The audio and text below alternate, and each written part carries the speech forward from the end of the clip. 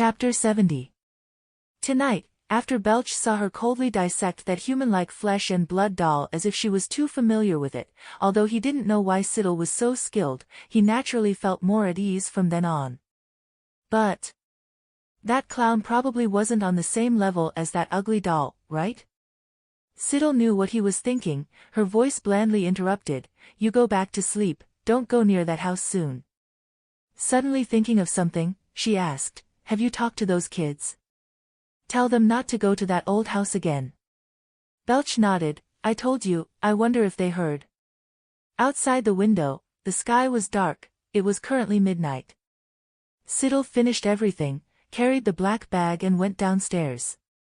The parts in the fireplace were burned, but there was still a faint stench. She turned off the fire, took those things out. She stuffed everything into a black bag and threw it into the trash can in front of the door, then returned to her room. A peaceful night. The next day. Before going out, Siddle stood in front of the desk for a while and opened the bottom locked drawer. She took out a small locked wooden box. The wooden box containing the Rubik's Cube had mysteriously appeared earlier. After getting off the plane, Siddle contacted Christy and learned that the skinless monster that appeared in her house turned out to be her uncle. According to Christy, when the Rubik's Cube fell, there was still blood on it, and it seemed that the skinless uncle really wanted to take the Rubik's Cube. Christy said that the Rubik's Cube had disappeared. Siddle tried dropping it twice, but after discovering that the Rubik's Cube returned every time, she finally found a store, bought a locked wooden box, threw the Rubik's Cube into it, and threw it into her luggage without looking at it. Strangely, the first time she looked closely at this old Rubik's Cube, Siddle seemed to hear a voice in her head urging her. "Now turn that Rubik's Cube, open it and you'll have." The voice didn't say what it was. Siddle calmly closed the wooden box. After arriving in Derry Town, she had locked the Rubik's Cube in a corner and almost forgot about it. It wasn't until today, when she might encounter the clown, that she remembered this Rubik's Cube. Siddle thought about it over and over again, still stuffing the wooden box containing the Rubik's Cube into her backpack. Maybe it would be useful when she had to deal with the clown. After going out, Siddle saw a new missing person notice on the wall at the corner of the street. Jennifer, 18 years old, living on XX Street, number X, building XX, didn't come home all night yesterday. On the white paper was a color photo. The girl in the photo has a bright, charming smile, her dreamy blue eyes looking lovingly into the lens as if she were looking at her lover. The blonde girl stood still, looking at the missing person notice, then calmly left. Siddle went to the supermarket to buy a bunch of small speakers, and on the way, turned into the computer repair shop next door, uploading all of Chucky's curses from the bottom of her heart that lasted for nearly an hour. After finishing, she put on her backpack and left the shop, then suddenly stopped. At the same time, someone knocked on Belch's door. "Hello, is anyone home?" The curly black-haired teenager frantically knocked on the door, and after Belch saw the person outside through the peephole, he opened the door and looked at the boy in confusion. "What's wrong?" Bill gasped, worriedly saying, Beverly is missing. She was taken away by the clown." He grabbed Belch's arm. "Right now, the only people who can save her are us. I was also at the scene last night. If we don't defeat the clown, he will take everyone one by one." Belch was speechless, and it took him a while to come back to his senses. He looked at Bill and the group of teenagers behind him and muttered, "Wait a minute, I'll go find my sister first." He turned around to call someone, but as soon as he opened his mouth, he suddenly remembered that Siddle had gone out early this morning. Belch quickly took out his cell phone and sent a distress message to Siddle. "There's no time." Bill stared at him. "We have to go to that old house first. You, take care." He took a few steps back and quickly ran away. "Wait." Belch looked around in confusion. When he found that there was no one, he became more and more scared. The sent message was still showing as unread. Belch held the phone in a daze for a few seconds, suddenly remembering something scary. Could it be that his sister had already gone down that well and didn't read his message? The previous chapter 1 translated missed the clown in the well watching the old house.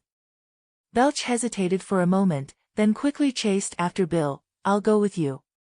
Siddle was walking on the road covered in white fog. The girl's long blonde hair was tied high on her head, revealing her graceful shoulders and smooth neck. Her right hand held a black crowbar, occasionally gently swinging it in the air to start it up. On both sides of the road were houses with closed doors and windows. The architecture was ancient, as if from the previous century. Siddle walked to the end of the street, hearing melodious music playing. She stopped again, looking at the scene before her eyes.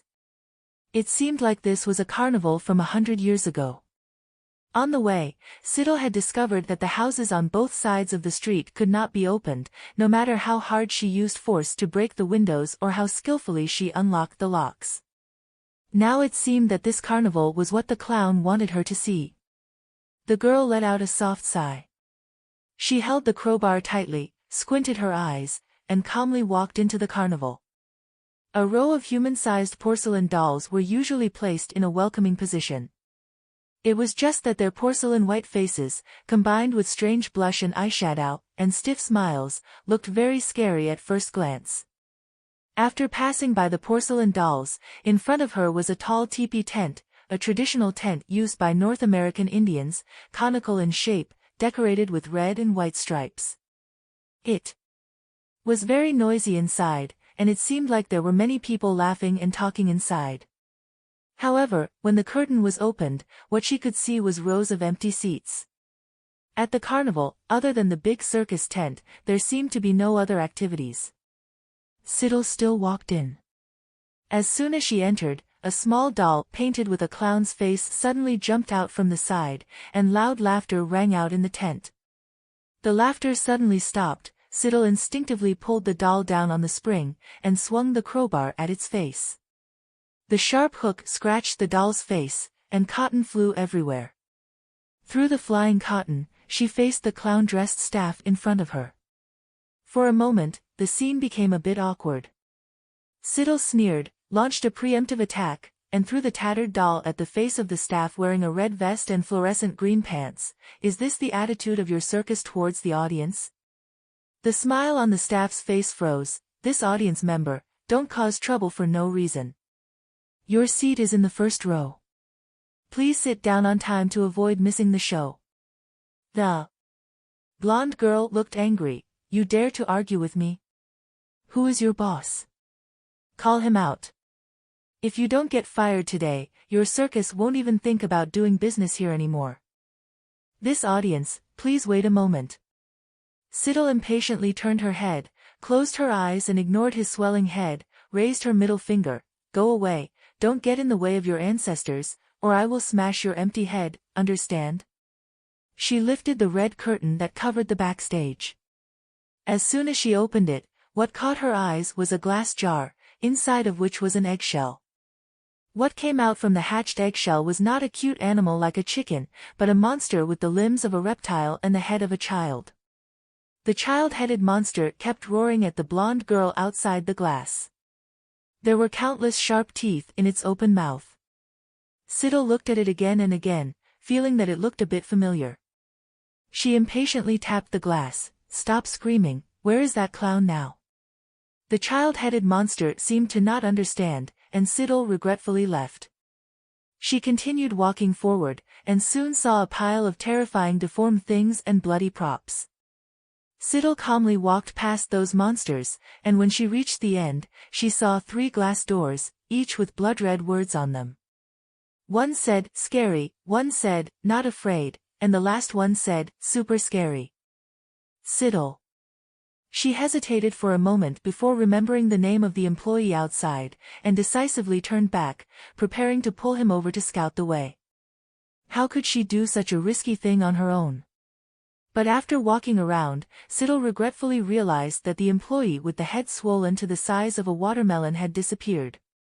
She had no choice but to return to the place she had just been. After thinking for a long time, she took out the speaker from her backpack and turned it on. Chucky's curses echoed in the space.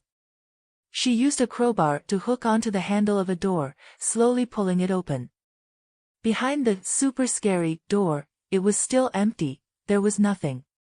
Siddle She did the same as before, opening the other 2 doors, and found that the things behind these 3 doors were exactly the same. They were all dark stone walls, with nothing inside. She suddenly understood, perhaps the clown took human fear as food, he only hunted children because children were the weakest and they would be the weakest when facing their own fear. But now, she was not afraid of the clown, he had no way to harm her, he could only use all his strength to scare her. No, that's not right. The clown's purpose was not to scare her, but, first take strength from others, and then deal with her. Siddle quickly opened her phone and saw the message she had ignored before. 10 minutes ago, Belch had sent a message. "Sis, where are you now?"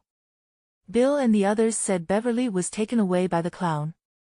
Siddle remembered what she had told Belch last night, wondering if he was listening to her now. She replied, "I know, I'm down the well. You can't go down here and don't let them go down either." Belch, who was guarding the ancient well, jumped up excitedly, "My sister has already replied to the message. She's down there." "Wait a minute," he hesitated again, "my sister won't let us go down, can she do it alone?" Bill and the others gathered around, a group of teenagers looked worried. One of them said, "Belch, you've been blocking us for 10 minutes. What do you want to do?" "Belch, but it's definitely dangerous down there. It's useless for you guys to go down there." "Then your sister." "I think we should go down together." Belch thought for a moment, feeling that it made sense, she frowned awkwardly and replied, "Sister, can you do it alone? Do you really not need us to help?"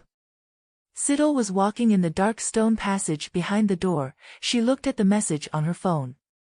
"What can you guys do if you go down?" "Provide food for the clown and help him take down his teammates."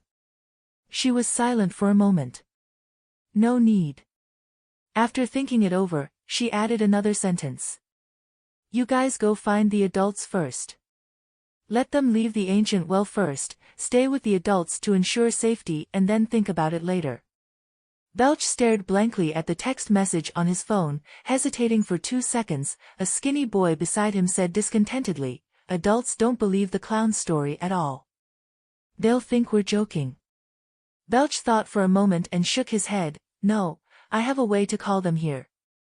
He misunderstood Siddle's meaning, thinking that she wanted to gather the adults at this house. "It's about a 10-minute drive from the police station, I can go to the nearby convenience store and pharmacy first, tell everyone that Beverly accidentally fell down, they'll probably come to help."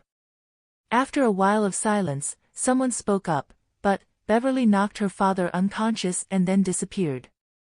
If she did that, the fact that she injured her father would no longer be covered up. This would put Beverly in an even more difficult situation."